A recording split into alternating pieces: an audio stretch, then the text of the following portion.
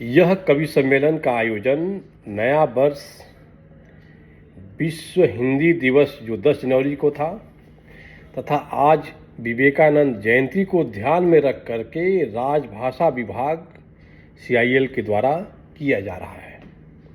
इस कार्यक्रम में आप सब लोग आए, इतनी भारी संख्या में आए, आप सबका स्वागत है, वंदन है, अभिनंदन है। देवियों और सज्जनों, साल 2020 में टोक्यो ओलंपिक में भाला फेंकने के जो स्वर्ण पदक विजेता थे श्री नीरज चोपड़ा जी, वो पत्रकार को बोले कि आप हमसे हिंदी में एक प्रश्न कीजिए, मैं आपको हिंदी में जवाब दूंगा। उन्होंने पूछा क्यों? तो हमारे चोपड़ा साहब बताए कि मुझको ऐसे भाषा में जवाब देने से क्या फ़ायदा कि मेरे अपने लोग, मेरे घर वाले, मेरे दोस्त, मेरे देश वाले नहीं समझ पाए। इसीलिए आप हिंदी में पूछिए, मैं हिंदी में ही जवाब दूंगा। विश्व पटल पर जापान में टोक्यो में ओलंपिक खेल हो रहा था, इस तरह से हिंदी का सम्मान देना सचमुच वो इतिहास बन गया था। ठीक उसी तरह से आज से 3 महीना पहले मैं अपने अध्यक्ष महोदय के पास सतर्कता से संबंधित रेडियो और वीडियो संदेश के बारे में बताने गया और मैं उनको आग्रह किया कि सर आप जो संदेश दें वो अंग्रेजी में ही दें, आप चाहें तो बोले नहीं, मैं संदेश हिंदी में दूंगा ताकि मेरा हर एक कोलकर्मी, माइन एरिया का हर एक आदमी, चाहे वो श्रमिक क्यों ना हो, वो मेरा संदेश को समझ सके, मैं उसको समझा सकूं, उसको मैं बता सकूं, मैं स्वयं से जोड़ सकूं। वह वीडियो जब हमने भेजा तो वह हमारे अध्यक्ष महोदय का वह हिंदी का जो वीडियो संदेश था वो सारे कोलकर्मियों के दिल को छू गया। हमारे यहाँ CBC माननीय CBC सर आए थे, वो भी काफ़ी प्रभावित हुए थे। हमारे अध्यक्ष महोदय श्री PM प्रसाद सर का हिंदी के प्रति इस तरह से व्यक्तिगत रूप से लगाव, इस तरह से हिंदी का सम्मान देना सचमुच हमारे कोल इंडिया के हिस्ट्री में एक यादगार पल रहेगा। हमें गर्व है कि हम लोगों के बीच उपस्थित हैं हमारे अभिभावक, हमारे मुख्य अतिथि, अध्यक्ष कोल इंडिया लिमिटेड CM प्रसाद सर। मैं स्वागत करता हूं। अध्यक्ष महोदय, न केवल आपका हिंदी का रेडियो वीडियो संदेश बल्कि आपका हिंदी में दिया गया भाषण, चाहे वो स्वतंत्रता दिवस के अवसर पर हो, चाहे गणतंत्र दिवस के अवसर पर हो, हिंदी में किया गया आपका हस्ताक्षर, आपके नेतृत्व में राजभाषा टीम द्वारा इस तरह का कार्यक्रम का आयोजन सचमुच राजभाषा को एक नई ऊंचाई पर लेके जाएगा। इस तरह से आपका व्यक्तिगत लगाव और आस्था को हम नमन करते हैं। अध्यक्ष महोदय, आप मैडम के साथ यहाँ आए, आप दोनों का स्वागत है, वंदन है, अभिनंदन है। निदेशकगण श्रीमती एन श्री विनय रंजन जी, निदेशक कार्मिक एवं औद्योगिक संबंध, श्रीमती और श्री देवाशीष नंदा जी, निदेशक व्यवसाय विकास, श्रीमती एवं श्री मुकेश चौधरी जी, निदेशक विपणन महोदय, आप लोग मैडम के साथ आए, आप सभी का स्वागत है, वंदन है, अभिनंदन है। मैडम CBO, आपका स्वागत है। हिंदी के सलाहकार समिति के सदस्यगण, गृह मंत्रालय और अन्य PSU से आए हमारे मेहमानगण, हमारे कोल इंडिया के ED, GM, अधिकारी और कर्मचारीगण, सुदूर क्षेत्र से, खनन एरिया से पधारे हमारे प्यारे कोलकर्मी, आप सबका स्वागत है, वंदन है, अभिनंदन है। आप सबकी इस तरह से राजभाषा के प्रति लगाव, इस तरह से हिंदी का प्रचार प्रसार में साथ देना, सहयोग देना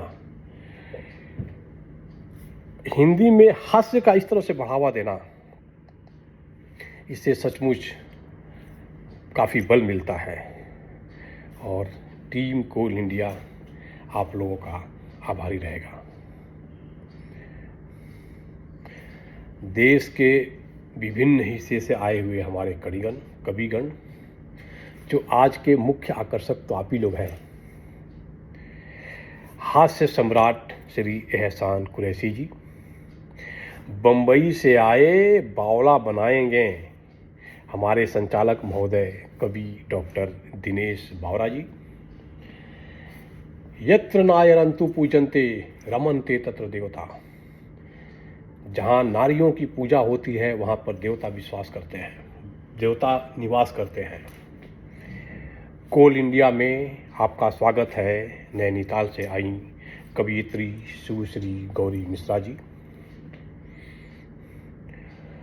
हमारे साथ हैं भोले भाले हास्य के कुख्यात कवि श्री सुदीप भोला जी। आज राष्ट्रीय युवा दिवस है, स्वामी विवेकानंद जी का जन्मदिन है। स्वामी विवेकानंद जी के जन्मदिन के ऊपर उनके जन्मस्थली कलकत्ता है, उसी कलकत्ता में हमारे साथ युवा कवि श्री उपेंद्र पांडे जी हैं। ये एक अनोखा संयोग है। कविगण, हम जानते हैं पड़ जाती तेरी दृष्टि जिधर, पड़ जाती तेरी दृष्टि जिधर, हंसने लगती है सृष्टि उधर, पड़ जाती तेरी दृष्टि जिधर, हंसने लगती है सृष्टि उधर। आप सभी कवियों का पूरे कोल परिवार की तरफ से स्वागत है, वंदन है, अभिनंदन है। देवियों और सज्जनों, आपके जोश और जुनून को देखकर को तो मैं यही कहूँगा, बदलेंगे हालात हमारे, बदलेंगे हालात हमारे, ये धरा भी मुस्कुराएगी। जन जन की भाषा हिंदी जब दिल से अपनाई जाएगी, जन जन की भाषा हिंदी जब दिल से अपनाई जाएगी। कोल इंडिया के 2,40,000 कोल कर्मी की तरफ से आप सभी को पुनः स्वागत है, नमन है, वंदन है, अभिनंदन है। देवियों और सज्जनों, जब हमें अपनापन जताना होता है, खुशी जाहिर करनी होती है, हंसना होता है, तब आप अपनी मातृभाषा ही काम आती है, साहित्य काम आता है। इसीलिए साहित्य जरूरी है। समाज के उत्थान के लिए, संस्कृति के बचाव के लिए साहित्य जरूरी है। साहित्य गलत और सही का बोध कराता है। साहित्य जीने की कला सिखाता है। साहित्य सिखलाता है कि ईमानदारी से कैसे जिया जाए। मैं धन्यवाद देता हूँ CIL के राजभाषा टीम को, जिन्होंने हिंदी भाषा के ऊपर, हिंदी भाषा के उत्थान के लिए इस तरह का कवि सम्मेलन का आयोजन किया। हिंदी भाषा है क्या? हिंदी भाषा वो भाषा अपनी हिंदी है। शब्दों का ना और छोर, शब्दों का ना और छोर, अर्थों से रखे सराबोर, हो भाव कोई भी छोटा सा, हो भाव कोई भी छोटा सा, 100 तरह उसे कह सकती है। जो भावों को पाला करती है, जो भावों को पाला करती है, वो भाषा अपनी हिंदी है, वो भाषा अपनी हिंदी है। संस्कृति की अनुपम छाया जिस पर छाई रहती है, श्रृंगार वीर हो कोई भी रस, शब्दों में डुबोए रहती है। जो गागर में सागर भरती है, जो गागर में सागर भरती है, वो भाषा अपनी हिंदी है, वो भाषा अपनी हिंदी है। शब्दों का न ओर छोर, अर्थों से रखे सराबोर, हो भाव कोई भी छोटा सा, सौ तरह उसे कह सकती है। जो भावों को पाला करती है, वो भाषा अपनी हिंदी है, वो भाषा अपनी हिंदी है। देवियों और सज्जनों, आज हम लोग हास्य कवि सम्मेलन के उपलक्ष्य में इकट्ठा हुए हैं। हास्य क्या है? हंसना एक व्यायाम भी है, मानसिक रूप से आपको मजबूत करता है। मुस्कुराहट आपके चेहरे की चमक है। मुस्कुराहट आपके दिमाग को ठंडा ठंडा कूल रखने की विधि है। मुस्कुराहट आपके दिल को, आपके हृदय को मधुर रखने का आधार है। आज के इस पल को मुस्कुराहट के साथ जीजिए, बहुत आनंद लाता है। आज मैं भी हंसूंगा। देवियों और सज्जनों, मैं बताना चाहता हूं, हंसना और रोना कर्मों से निर्धारित होता है। एक दूसरा पहलू भी है हंसी का, जो हमारे कर्म है वो बताते हैं कि आप हंसेंगे कि आप हंसेंगे नहीं हंसेंगे। मुझे भी एक हंसी की तलाश है। मैं ऐसा कर्म करूं, मैं खुद खुश रहूं, मैं हंसता रहूं, मैं ऐसा कर्म करूं। मुझे उस हंसी की तलाश है। जिस घर में माँ बाप हंसते हैं, उसी घर में प्रभु बसते हैं। जिस घर में माँ बाप हंसते हैं, उसी घर में प्रभु बसते हैं। मेरा परिवार, मेरे मम्मी पापा खुश रहें, हंसते रहें और उस खुशी का, हंसी का कारण मैं बनूं। मुझे ऐसा काम करना है, ऐसा कर्म करना है। मैं ऐसे हंसी की तलाश में हूँ, मैं ऐसे हंसी की तलाश में हूँ।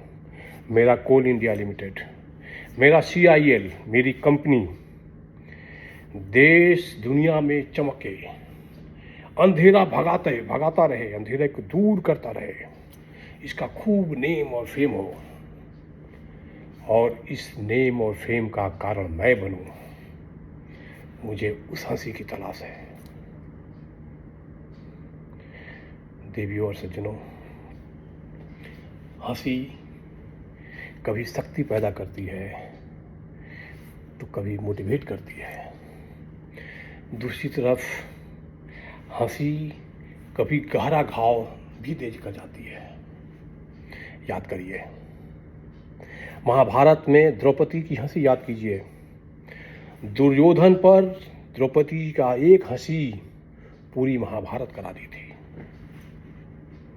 इसीलिए मैं तो भगवान से प्रार्थना करता हूँ, हे भगवान, मुझे इतना शक्ति दे कि गलती सी भी मैं किसी के ऊपर ना हंसूं। हे भगवान, मुझे इतना शक्ति दे कि कोई ऐसा ना काम करूं ताकि मेरे ऊपर कोई हंसे, मैं खुद हंसी का पात्र बनूं। हे भगवान, मुझे शक्ति दे कि मुझसे कुछ ऐसा गलत ना हो जाए, या मेरे चलते या मेरे निष्क्रियता के चलते कोई CIL के ऊपर हंसे, हमारे CIL की चमक फीकी पड़ जाए। देवियों और सज्जनों, हमारे कोल इंडियन हंसेंगे, खुश रहेंगे। ये तो अंधेरों से खोद लाते हैं उजाले खुशियों के। खुशी रहेंगे, हंसेंगे। मेरा कोल इंडियन 700 का लक्ष्य पाया है, 780 भी पाएगा, तभी तो हंसी से खुशी से रह पाएगा। तभी तो खुशी से हंसी हंस पाएगा। मेरा कोल इंडिया हंसेगा, तभी तो चमकेगा संसार, खुश रहेगा संसार। मेरा कोल इंडिया हंसता है, तभी संसार चमकता है, तभी खुश रहता है संसार। क्या आप तैयार हैं हंसने के लिए? आज हर एक कोल इंडियन मुस्कुराएगा, हंसेगा, ठहाके लगाएगा। तुम हंसते हो तो चमकता है, हंसता है संसार, तुम्हें कैसे ना करते प्यार। तुम हंसते हो तो चमकता है, हंसता है संसार, तुम्हें कैसे ना करते प्यार। इस भाषण के आखिरी में मैं बोलना चाहूँगा, एक मोहम्मद इकबाल का शेर है, खुद को कर बुलंद इतना कि हर तकदीर से पहले खुदा बंदे से पूछे बता तेरी रजा क्या है। उसी तर्ज पर CIL के लिए एक मैं लिखा हूँ, चमक यूं धरती अंबर में, चमक यूं धरती अंबर में कि अंधेरा इस तरह भागे। चमक यूं धरती अंबर में, अंधेरा इस तरह भागे कि सूरज CIL से खुद पूछे बता हम उगे तो कहाँ उगे, बता कि हम उगे तो कहाँ उगे। थैंक यू, धन्यवाद। हम लोग तो यहाँ हंसने के लिए आए हैं, तो मुझको बताया गया कि एक कविता भी सुनाना है सर आपको। सर, सबसे आसान होता है कविता लिखना अपने बारे में, आत्मकथा लिखने के बारे में। मैं पहला कविता अपने बारे में लिखा। जब वो कविता मेरा तैयार हुआ, जब उसको मैं पढ़ा तो पता चला कि वो तो आत्मकथा नहीं है, वो तो आत्मव्यथा है। उसी आत्मव्यथा को मैं आपको सुनाने जा रहा हूँ। बचपन बीता मस्ती में, जवानी आई बस्ती में, सिविल को बाहों में भरकर गलती किया सबसे बढ़कर। मेरा सिविल इंजीनियरिंग ब्रांच था, उस समय नौकरी नहीं लग रही थी। सिविल को बाहों में भरकर गलती किया सबसे बढ़कर। स्ट्रक्चर से प्यार हुआ, सर्वे से इकरार हुआ, सॉइल मुझ पर मरती है पर फ्लूइड से डरती है।